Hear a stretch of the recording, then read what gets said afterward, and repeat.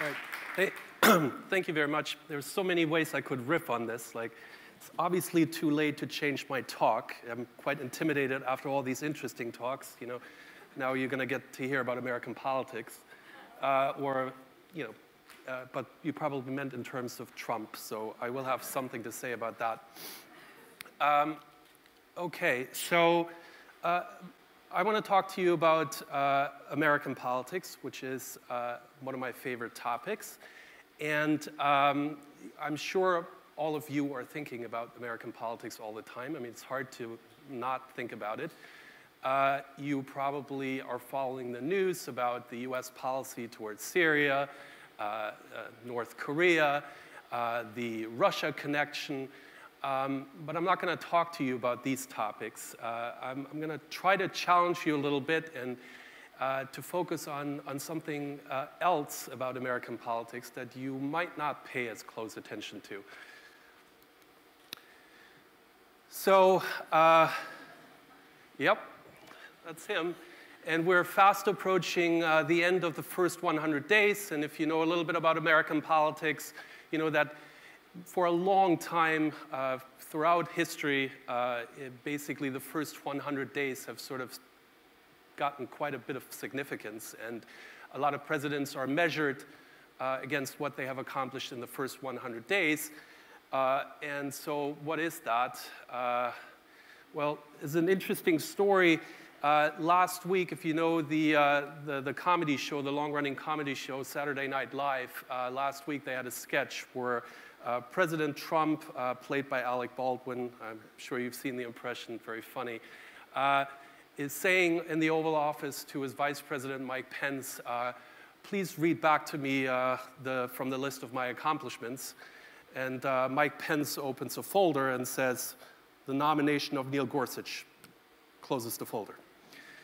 And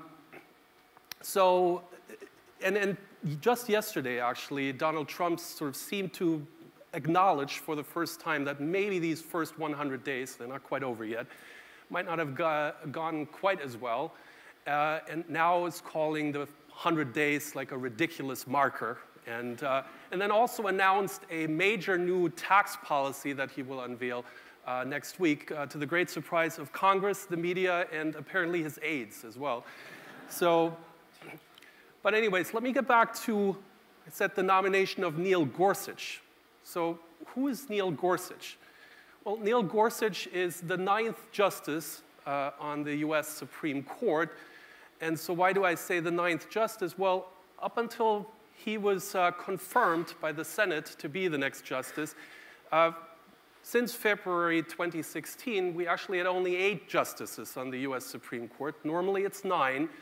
But in February 2016, one of the justices, Antonin Scalia, passed away. And it triggered an enormous political battle between President Obama and the Republicans in the Senate. President Obama wanted to nominate Merrick Garland. You don't have to remember that name. It'd just be a footnote in history. He wasn't ultimately confirmed. And the Republicans in the Senate fought this very hard and suggested that the next president should be nominating the successor to Antonin Scalia. They managed to hold out. And then shortly after Trump was elected, he nominated Gorsuch, and he was then confirmed as the justice. Okay, so you still might not care about this and wondering, why am I telling you this? And is this really worthwhile, like talking about at a TEDx talk? I mean, this is like, so maybe you believe me that this is like an accomplishment, but it's the only one. Is it really that important, and why does it matter to us? Well, let's back up a second. Let's just sort of do a very, very brief civic lesson here. Let me show you what you probably already know, how the US system of government works. We have 3 branches, right? And they are there to sort of check each other, right? They're independent branches. We have the legislative branch, the executive branch, and the judicial branch. And the Supreme Court is at the top of the judicial hierarchy. And sort of there's three things that you should know about the Supreme Court. It's an appeals court. It's the ultimate appeals court. It decides what cases it hears. So there are lots of cases appealed to the US Supreme Court, but most of them will not be heard by the Supreme Court. It's only a tiny fraction of cases that the Supreme Court actually considers. And most importantly, it decides on the constitutionality of laws, and it can declare laws that Congress has passed and the president has signed to be unconstitutional by way of judicial review. Right? And over time, the Supreme Court has decided cases in lots of very, very important areas, some of which are listed here.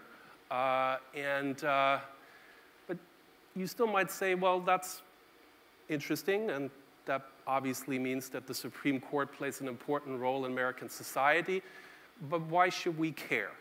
Right? Why is this something that here in Cardiff, in Wales, in the UK, in Europe, we should care about? Right? And I would say sort of that there are a few things to consider here.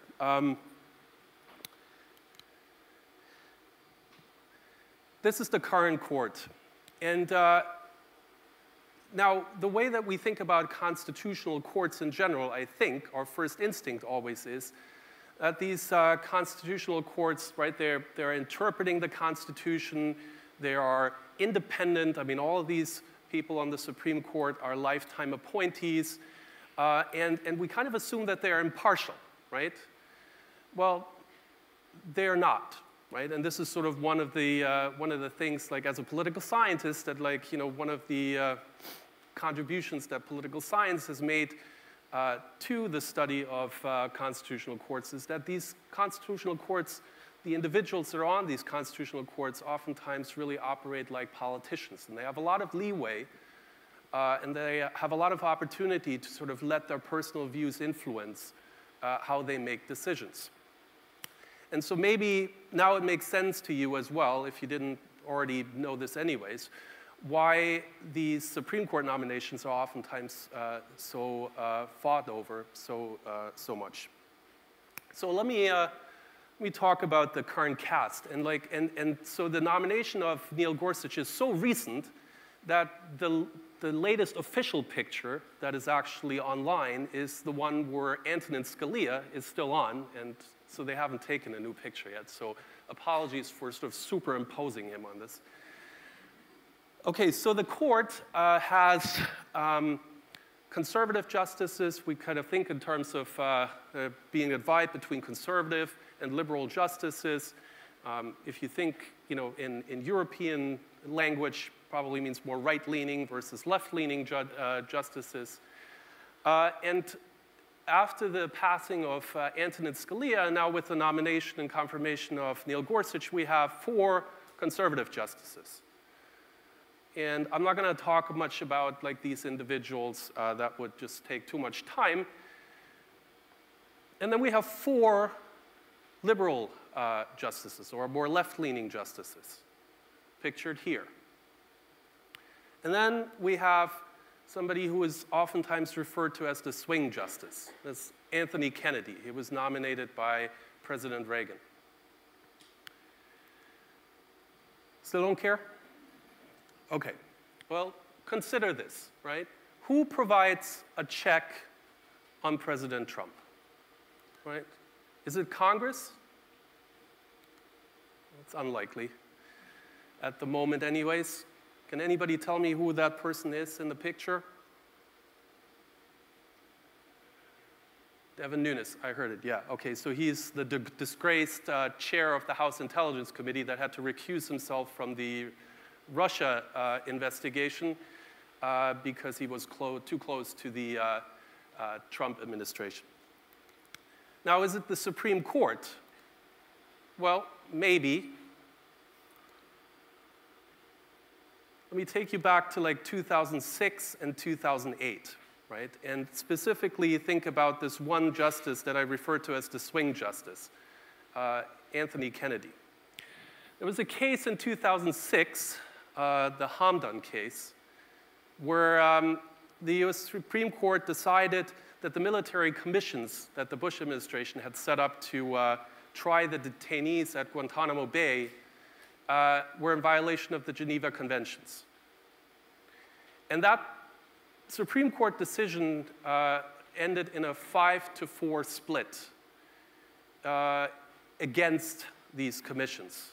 And the person, you can probably guess, that was the swing vote here, was Anthony Kennedy. Now in 2008, there was another case, Medellin versus Texas. And in that case, we had another 5-4 decision. This time, Kennedy was on the conservative side. And it was a case that established that international treaties and rulings by the International Court of Justice are not automatically effective in the US and applicable in the US unless there is sort of something that is stated in the Constitution or Congress has sort of given the president the power to enforce these, right? So you can see the two decisions here are quite in contrast, right? And Kennedy supported one, or Kennedy was in the majority of both of them, even though they're quite different. So you might say, okay, well, the court doesn't give a blank, that's sort of the positive message from this, right? The court doesn't give a blank check to the president, right? We had a case where the decision was against sort of executive power and then one that was for executive power. It's true, but let me bring you back to the current cast of the court. We're faced sort of with an aging court, right? And at the moment, the oldest judges are on the liberal side, right? They are Sandra Day O'Connor here in the bottom corner. They are Stephen Breyer at 78 up top, and Anthony Kennedy himself at 80. So after the next confirmation, you can imagine that there is a pretty strong likelihood that within the next 4 years, there will be another justice retiring, and there will be another opening for Trump to nominate another justice.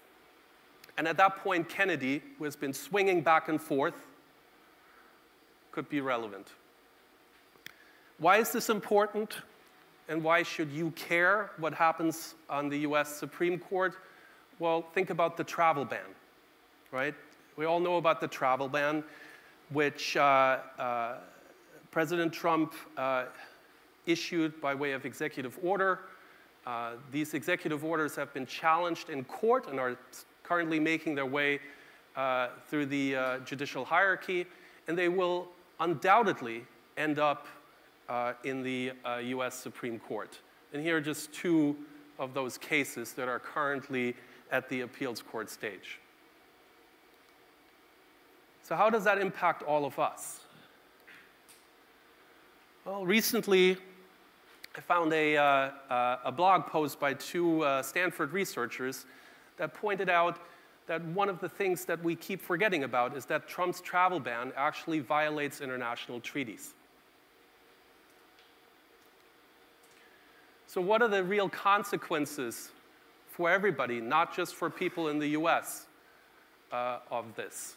Well, first of all, US policy can be used as a cover by other countries to implement their own policies where they restrict certain freedoms. This could lead to the erosion of civil liberties and social justice. It could lead to restrictions on immigration in other countries. And it could aggravate the refugee crisis. And it could impact international security.